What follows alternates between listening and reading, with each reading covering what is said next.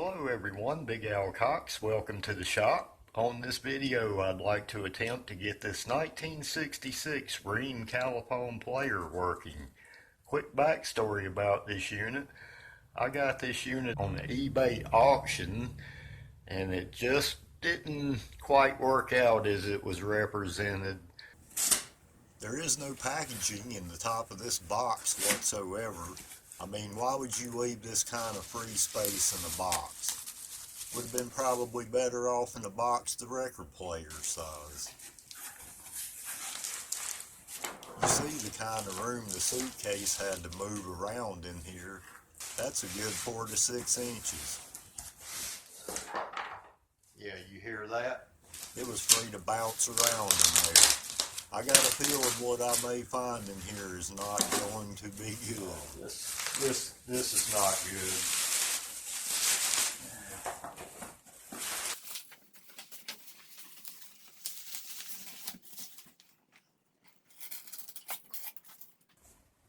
Oh, Goodwill.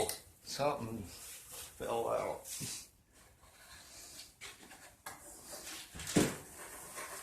Oh, the platter's loose and everything. Look at this. I have no clue what that is. Oh, this is terrible, terrible.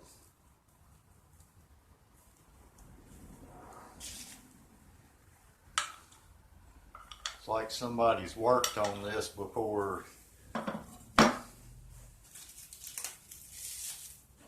And there's the idler wheel. I ended up getting my money back and I didn't have to send the player back.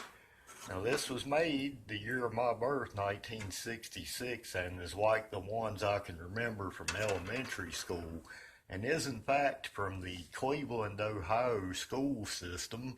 And from the pictures it looked like a good unit to be refurbished. However, when it showed up, it was a victim of poor packaging. It had missing E-clips in the drive mechanics, and that allowed the platter and the idler wheel to come loose.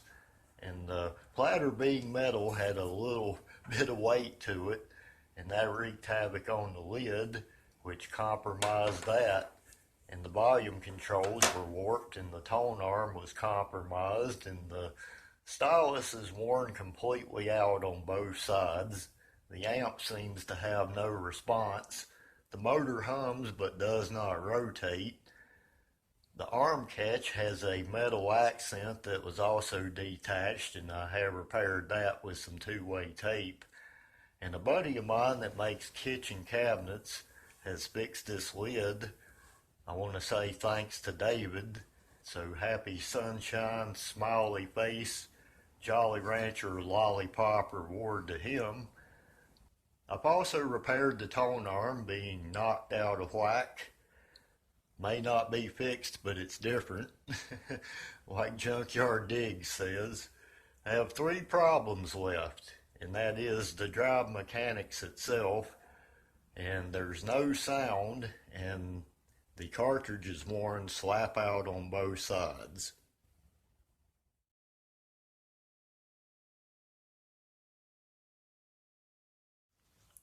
Another thing I'd like to fix is getting my 45 adapter put back in there where it won't fall out.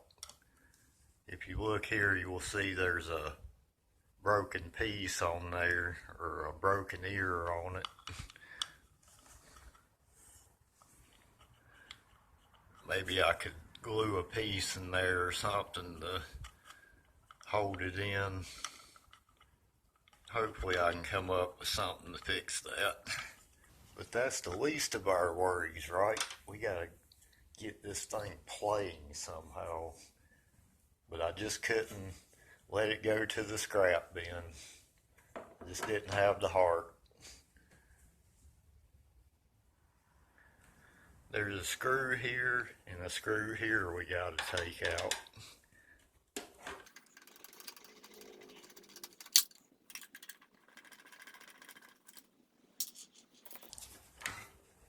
Then on the back side there's 2 screws. back here.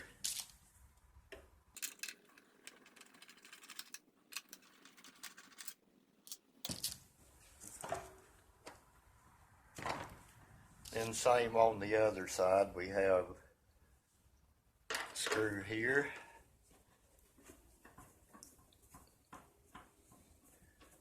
Which this looks like it's not the factory original screw.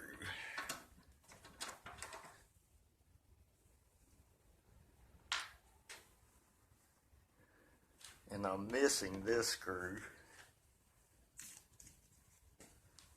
Okay, turn back around here. Well, this part should just lift out of here. Let me see if I can get a flat screwdriver to help me.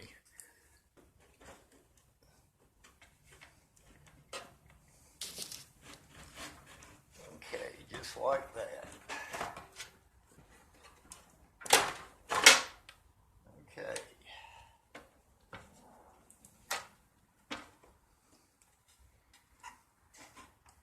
Yeah, now we're cooking here. Let's get a look at the inside of this unit here.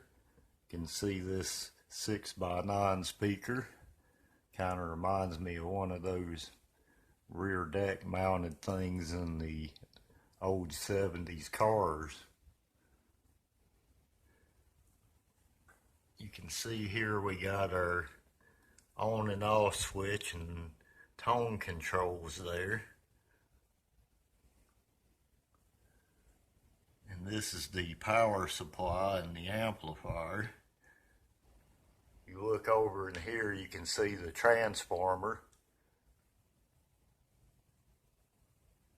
And that's where I repaired the tone arm, got it tightened back up.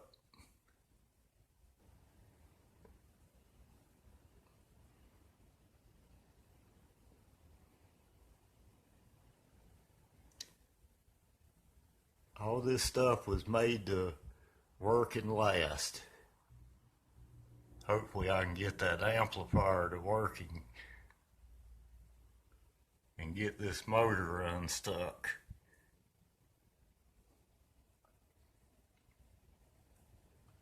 And hopefully that tone and volume control is going to be alright. Rheem Califone was kind enough to provide a schematic for the electronics. I have a 5/16 socket here, and I'm using a flathead screwdriver on the other side. I'm going to take the two bolts and nuts off of this motor.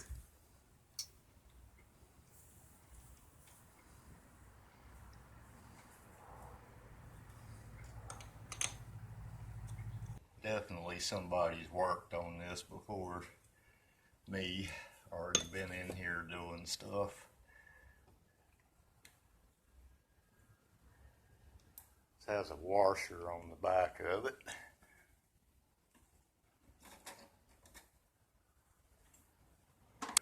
There's another screw back here. I have my 5/16 driver on the other side of this holding the nut still from turning. Now my motor assembly should drop from the bottom.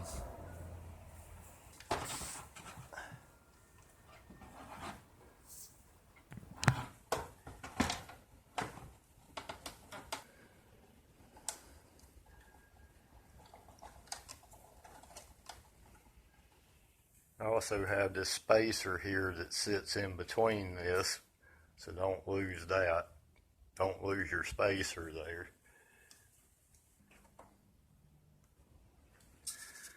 I don't think I'm going to try to get this shaft all the way through this top piece here, because it's got this part on the drive shaft there. I don't really want to compromise that or monkey that up.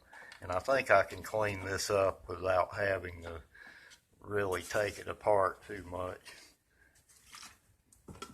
This is 91% alcohol.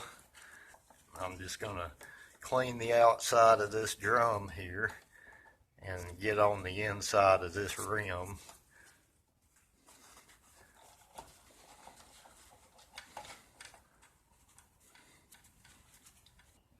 I've got some NAPA parts cleaner here. I'm going to use this to kind of spray off this shaft and that bearing there.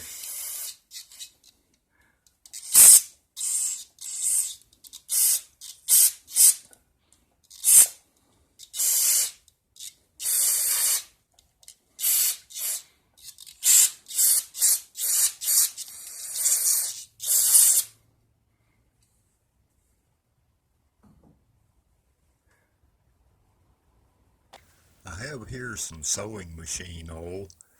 I'm going to go around this drum and lubricate the motor. Work it in.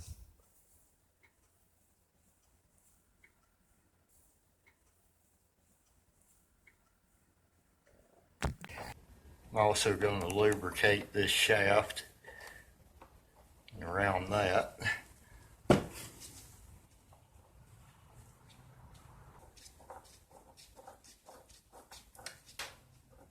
Very nice, very nice. Now I'm going to spray out this bottom bearing here.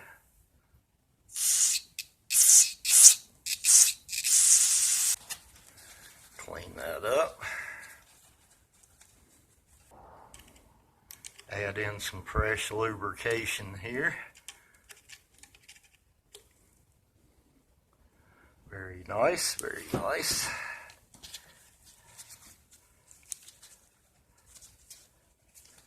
Okay, and we're ready to go back on with our bottom bearing there. Now before you put it all back together, clean out that top bearing just like you did the bottom one with the parts cleaner and then re-oiling it. Okay, going back together with the assembly here, I have my bottom bearing on, the top bearing's back in place there. With my parts cleaner here, I'm going to clean this gunk up here on this bottom plate where this selector moves. On the top side, I'll have to clean a shaft up, but I figured I would go ahead and get this cleaned up and taken care of while I was down here.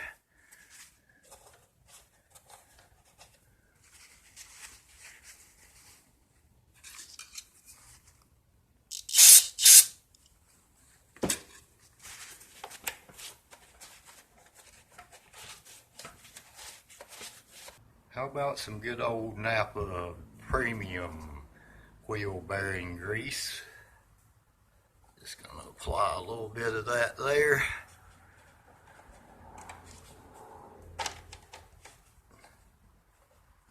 Just like new.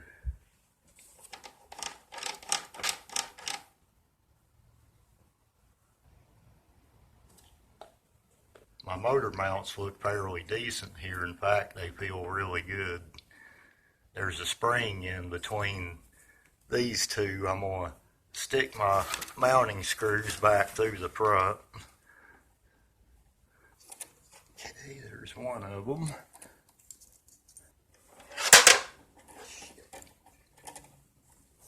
Okay, I have my screw through the back there, and I'm going to go in with this spacer right here.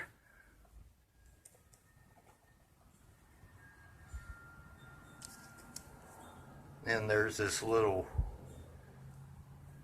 washer that goes right here, and our ground wire is going to connect.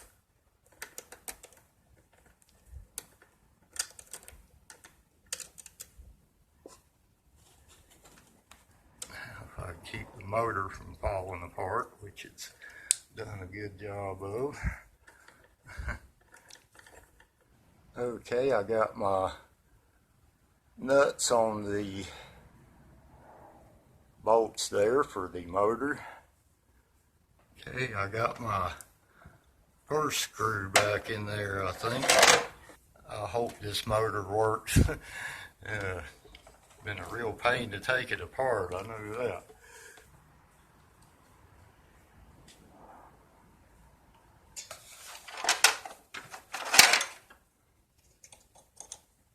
Tighten those down.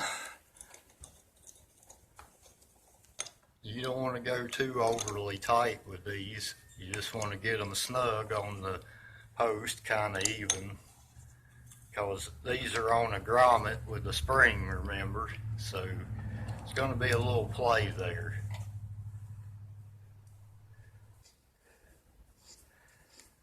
At least the motor's free now, it does move.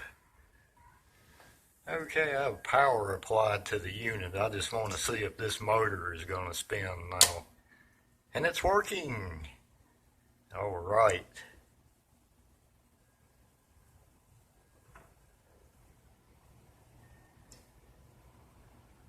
Oh yeah, it has pretty good torque too. Very nice indeed. It's running in the right direction. Great to hear that motor working.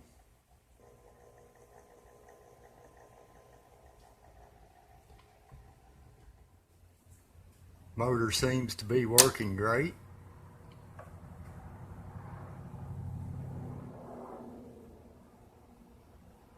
Can't even hardly hear it running. It's got good torque.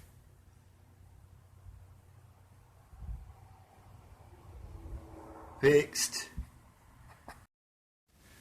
Next I'll pop off these E-clips right here. Just be careful they don't go flying across the room with you. You'll never find them. There's a spring under there that's going to pop up with you too. Felt like something else flew off the top with that, but I'm not sure what it was. Maybe some kind of a plastic washer or something.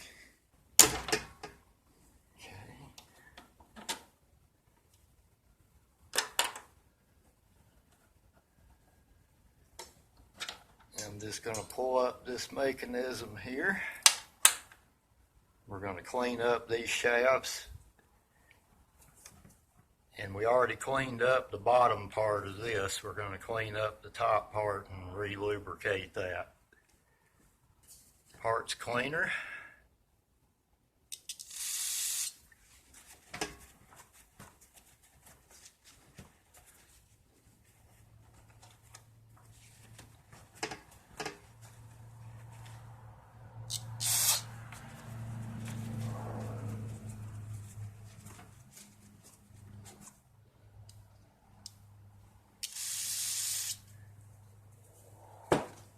Yeah, you mainly want to get all that dried off grease out of there.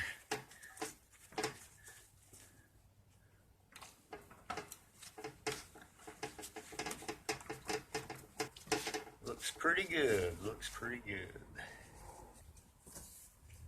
Clean this shaft good with some parts cleaner.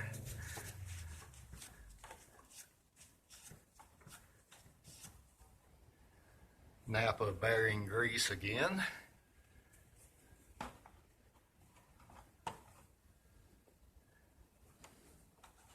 You want that to be up under that plate there where it slides good.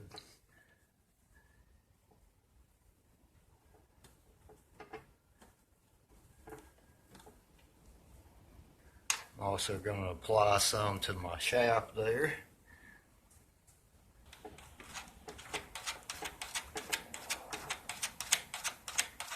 That feels pretty good.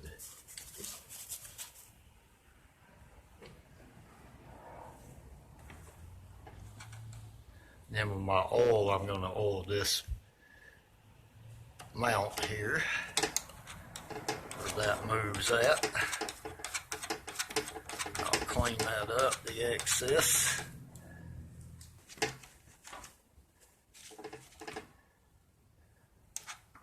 Oh, that is a lot smoother, lot smoother. Okay, this part also, I'm going to clean that shaft right there, where the shaft goes through. You'll see that sits on that plate there.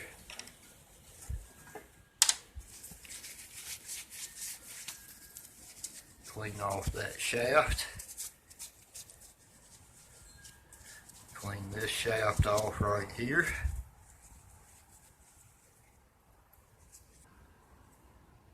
some bearing grease. I'll re-lubricate these.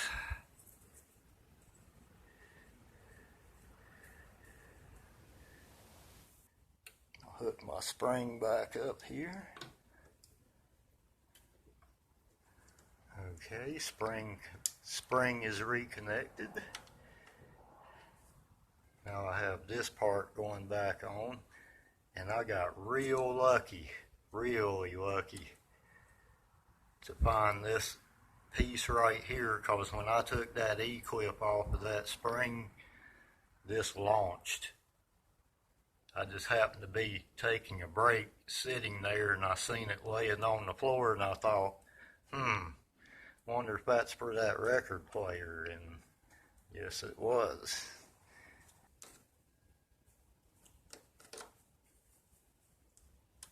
Spring is back in place. Okay, I got my E-clips back in place and my mechanics are all together now.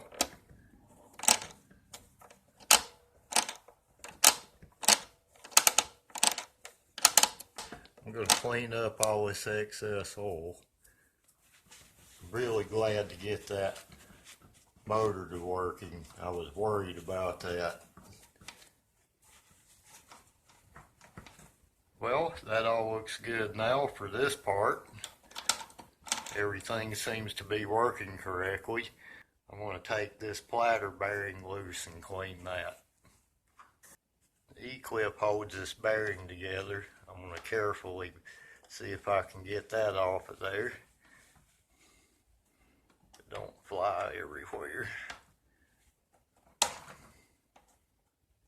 Okay, with the E-clip out, there's a little washer right there too.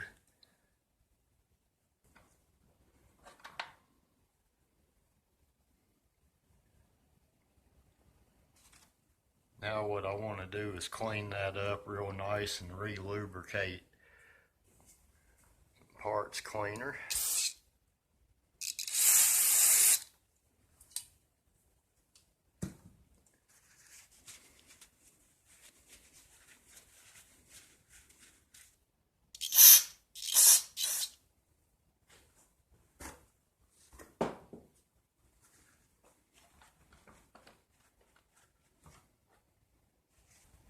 Put my blend of Ono oil in here and around this shaft.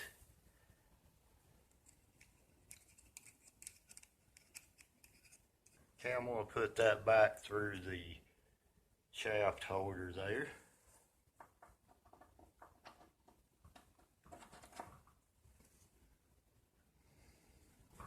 Feels very nice. And I'm going to replace my E-clip.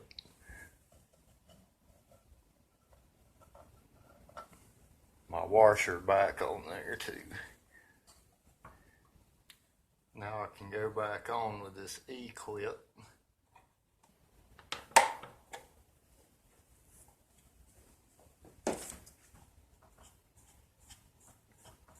Feels very nice.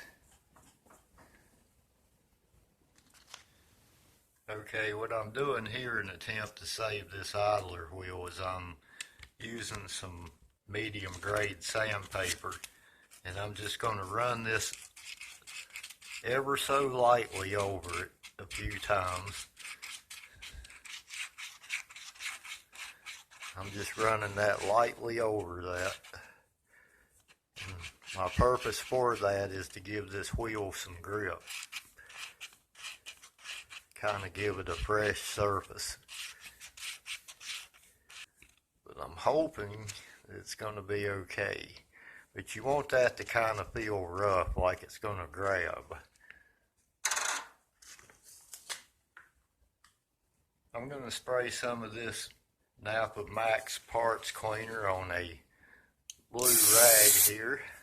And I'm going to clean the inside of this turntable platter.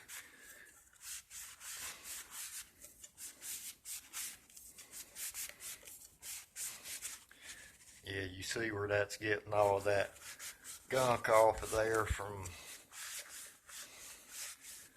that wheel wear from all of the years. Okay, I'm going to oil my shaft here.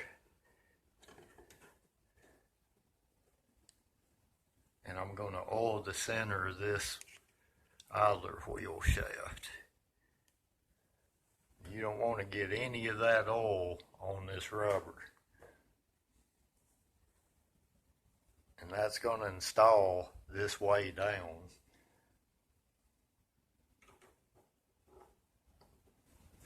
Wipe off your excess oil there. I have a little washer that goes on there. And I got a replacement E-clip. Hoping that'll work out.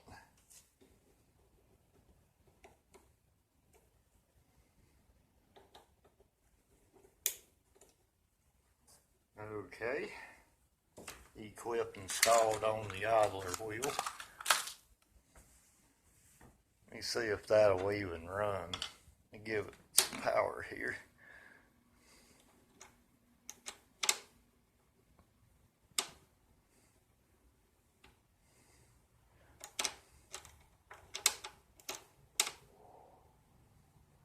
Well, it seems to be moving. That seems to be working pretty good, and it has fairly good torque.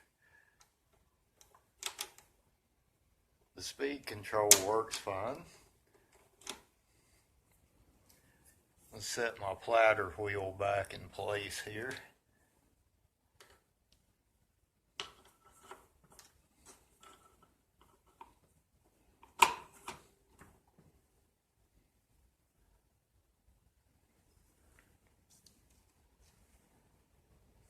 This has an E-clip on it also.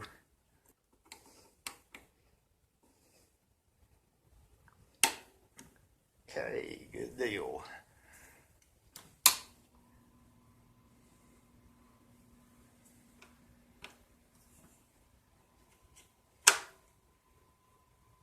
And the platter moves now.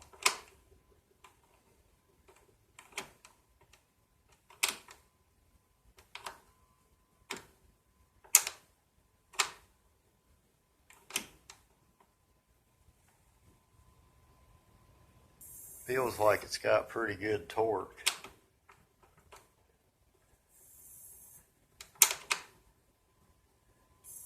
$78, $45.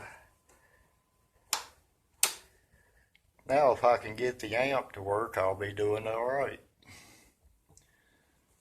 Well, I've been looking at this amplifier here, and I've actually discovered that I had some stuff loose right here, and I resorted that. I also resorted a resistor right here that was loose, and this capacitor was loose going to this connection right here. And also up here I had a loose connection with this wire right here that runs back to the amplifier from the controls up here. So I actually have signal to the amp now.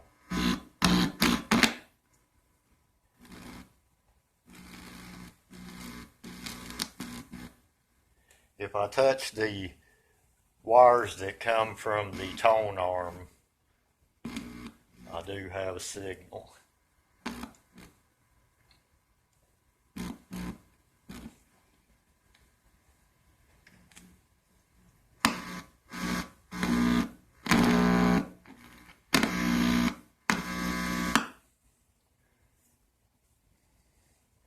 Okay, let me turn this over real quick here.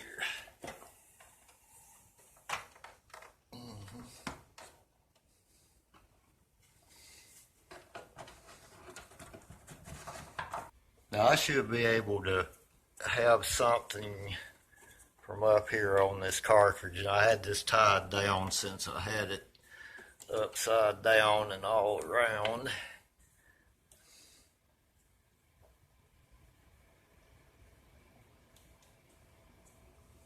Let me see here, let me put it into play mode.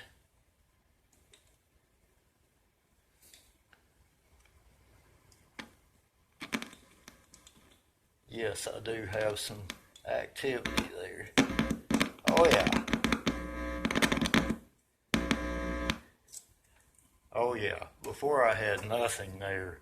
So I think my amp is working now. I just had some loose sorter connections, and I've also sprayed out these contacts, and hopefully they ain't going to be scratchy no more.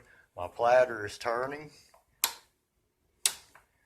so I'm just waiting for a new cartridge now. Ordered a Pfanstiehl replacement for this tone arm, so we'll see what it does when that comes in.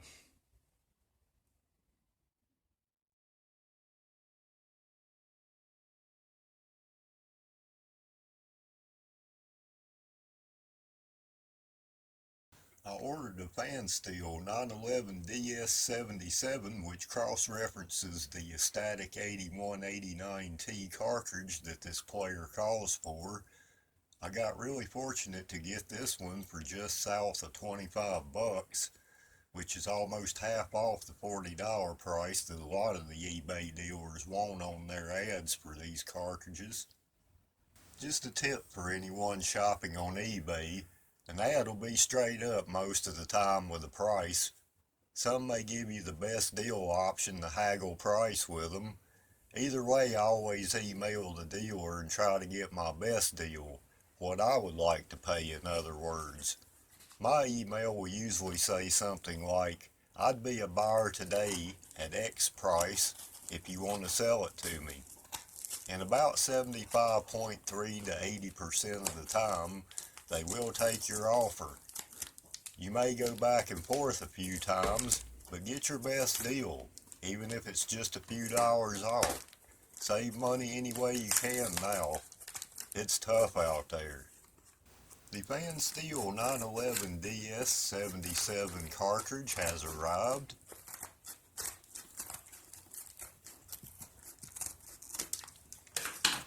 All custom eBay taped.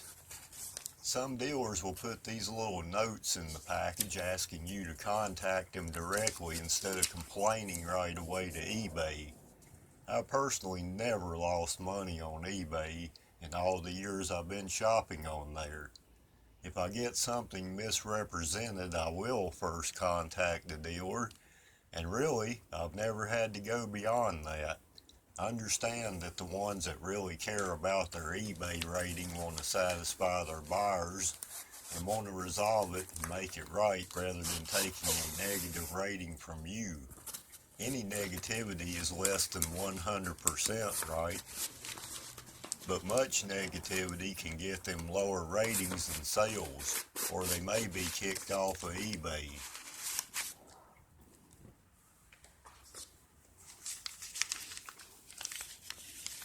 Some newspaper wrap included here. Let's see what this is.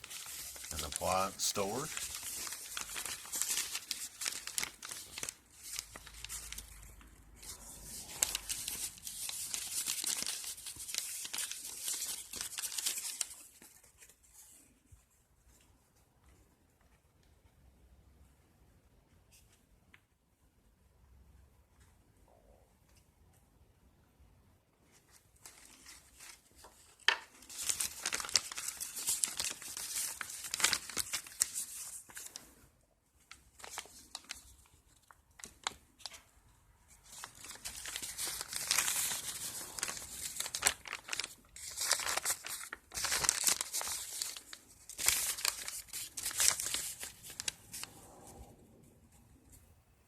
They sell some big utility buildings. Who is this? Menards. Yeah, we don't have Menards in North Carolina. Menards is like a Midwest store chain, I think. 5,700 don't seem too bad for that. Like 24 by 27, $650 rebate there. Or if you wanted to get Gina in the house and really party, this is the 30 by 40 version. 11,800 bucks for that one. I guess they're a little like Harbor Freight with the tools here. half-inch impact for $19.99. Low to middle grade tools here, like the staple gun here for $40. Tool sets, value home and farm supplier.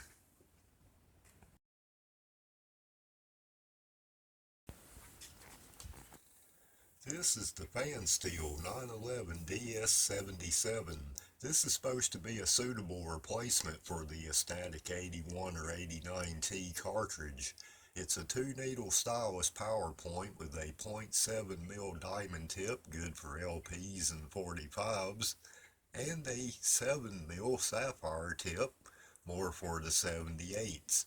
So these sold for around $12 when they were new in the 70s.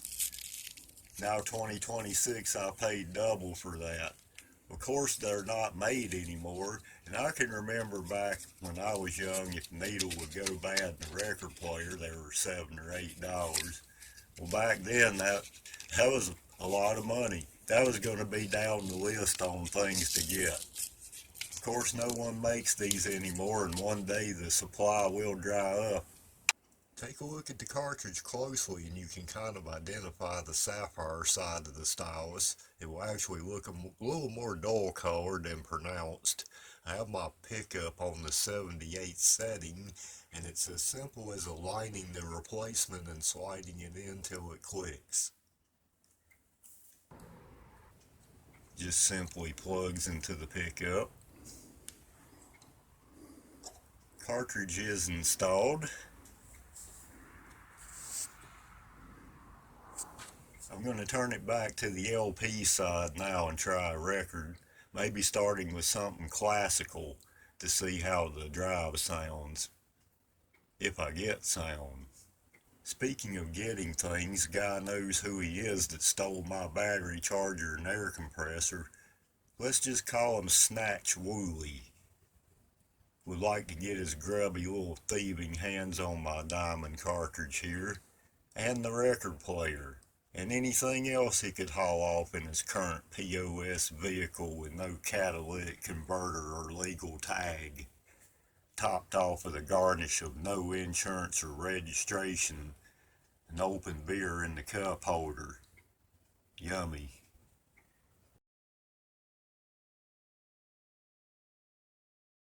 Johnson down the street brought his weed eater over for me to adjust the carburetor on it. Thought these were ammo boxes. Okay, moment of truth. I've got this in the house, and we got our favorite record here, Old How Happy by the Shades of Blue. Hopefully this record player will make me happy now. I've got a condenser microphone hooked up here, so you can kind of hear what it sounds like to sit in front of it. And here we go.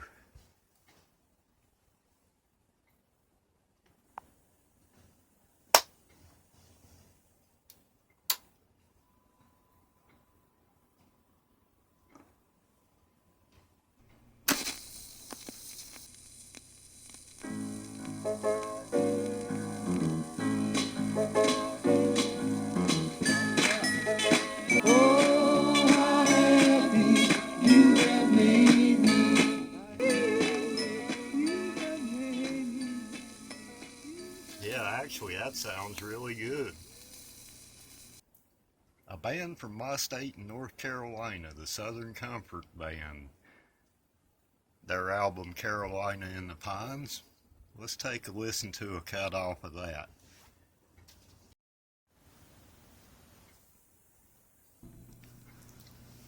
Okay, let's try Swing Low, Sweet Cherry.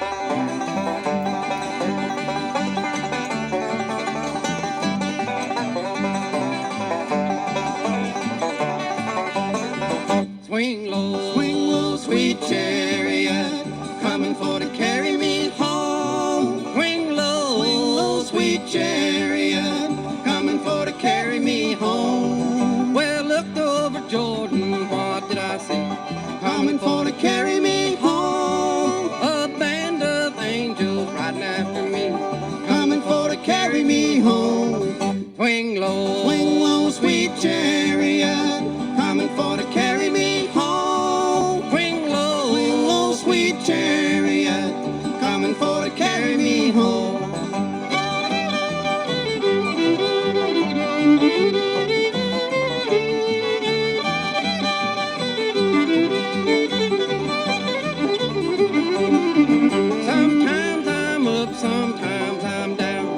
coming for to carry me home. Tell all my friends that I'm heaven bound, coming for to carry me home. Swing low, sweet chariot, coming for to carry me home. Swing low, sweet chariot, coming for to carry me home.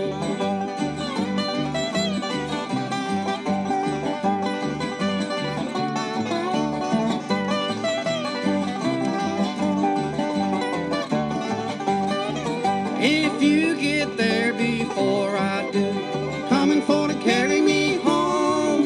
Tell all my friends that I'm coming too, coming for to carry me home.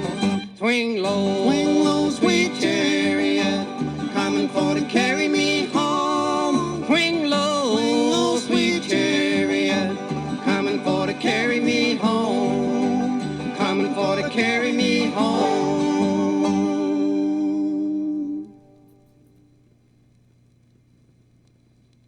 Sounds really good. I'm impressed. Something we may have listened to in the library back in the day.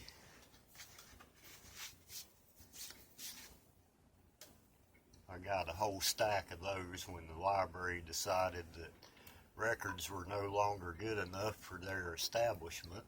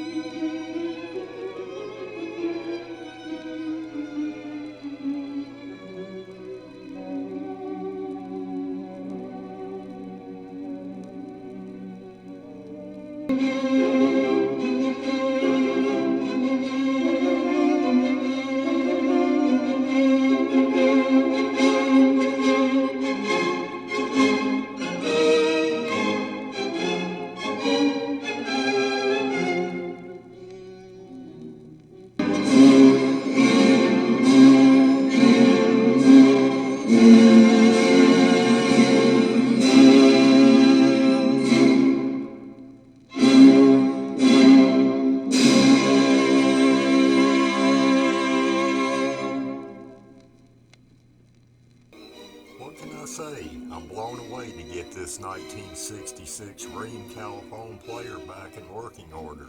I think the more I'm running it, the better it's sounding, actually as far as any flutter or speed goes.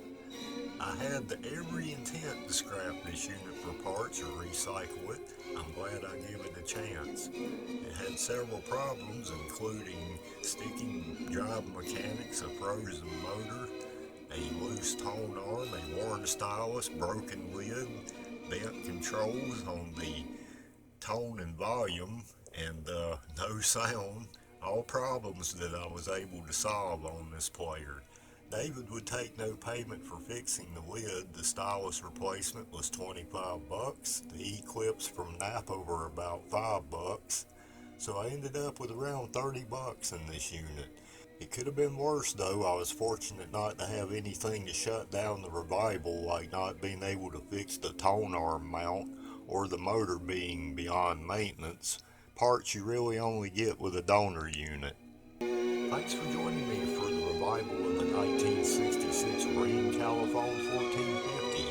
I may not be quite done with this unit yet. I would like to upgrade the speaker to one of the later 70s 6x9s that have a little fuller sound. My Califone 1430C has that better sounding 6x9 speaker. And I'd like to find one of those, or at least an equivalent to it would be nice. Again, something closely matched to the factory speaker in the later models. That video will be coming soon, and others, so please like and subscribe if you will. Saving things from the landfill, like this 1966 Rheem Califone player, lawnmowers, vacuum cleaners, chainsaws, tape players, and anything else I can possibly save that's useful. Until the next time, I wish you many blessings from my shop to yours.